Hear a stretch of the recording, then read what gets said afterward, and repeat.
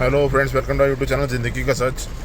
और आज मैं आपको बताने जा रहा हूँ लॉ ऑफ अट्रैक्शन के बारे में कि लॉ ऑफ अट्रैक्शन नार्सिसिस्ट पे कामयाब होता है या नहीं होता है, या उसके बाद क्या चीज़ें होती हैं क्या नहीं होती हैं। तो आप इस वीडियो को सुनिए और आज चैनल को सब्सक्राइब करिए, लाइक करिए, कमेंट करिए।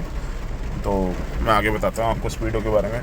देखो, लॉ ऑफ अट्रैक्शन ना उस इंसान पर यूज़ करा जाता है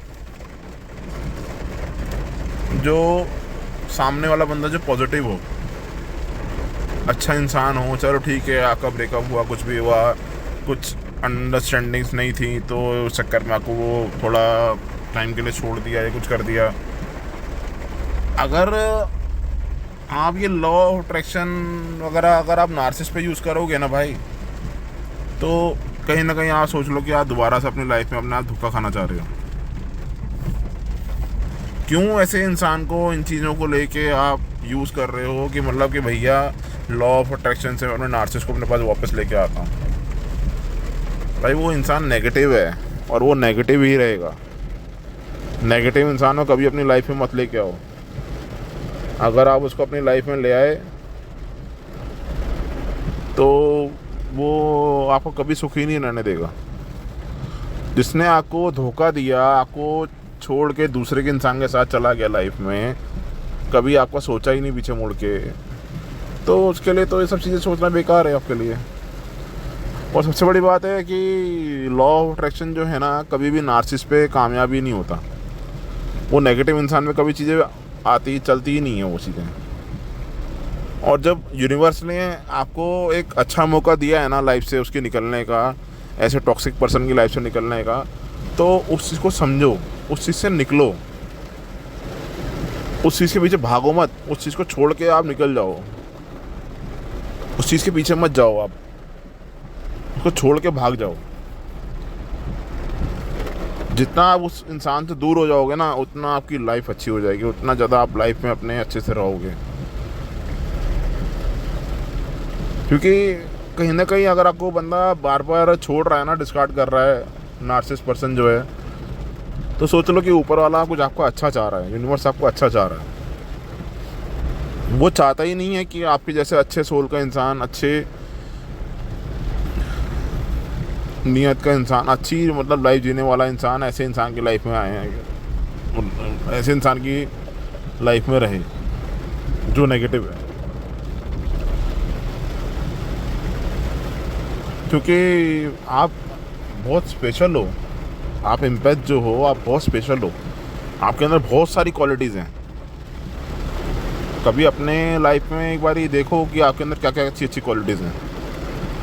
और नार्सिसिस्ट उन क्वालिटी को ख़त्म करने आता है। वो राक्षस इंसान जो है ना, जो राक्षस होता है ना, वो कभी आपको पसंद ही नहीं करेगा कि आप अपनी लाइफ को अच्छे से जियो। वो कहीं ना कहीं आपको परेशान करने के लिए, आपकी लाइफ को ख़त्म करने के लिए आपके पास आता ही रहेगा। और लॉ ऑफ अट्रैक्शन तो देखो, ठीक है, आप मानते हो इन चीज़ों को, सब कुछ कर रहे हो, मगर मैं आपको सीधी बात बोल दूं कि इस चीज़ का ना नार्सिसिस्ट के ऊपर कोई फ़ायदा नहीं करने का।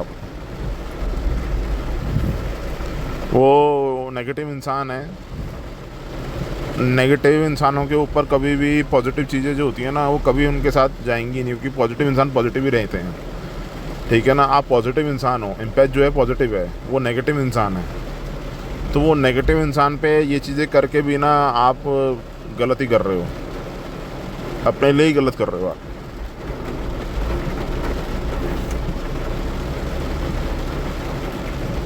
भैया नार्सिसिस्ट आपको, मैं दोबारा इस बात को बोल रहा हूँ, कभी सुखी नहीं रहने देगा। वो जितनी बारी आपके पास आएगा ना, उतना ही आप अंदर से ख़त्म होते जाओगे। ये मैं हर हमेशा बोलता हूँ आपको, हमेशा, कि आप अंदर से ख़त्म होते जाओगे, इतने ख़त्म होते जाओगे कि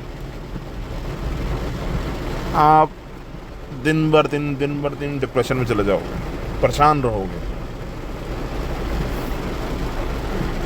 और जिन लोगों की मैरिजेस हो जाती हैं, शादियाँ हो जाती हैं, उसके बाद नार्सिसिस्ट लोग उनको डाइवोर्स भी नहीं देते, खाली टांग के रखते हैं अपने मतलब के लिए, अपने यूज़ के लिए, उनको परेशान करते रहते हैं। कहीं भी मतलब कुछ सुखी होने ही नहीं देते उनकी लाइफ में। ऐसा कर देते हैं उनकी लाइफ को कि बस वो सारी ज़िंदगी आप दुखी रहो।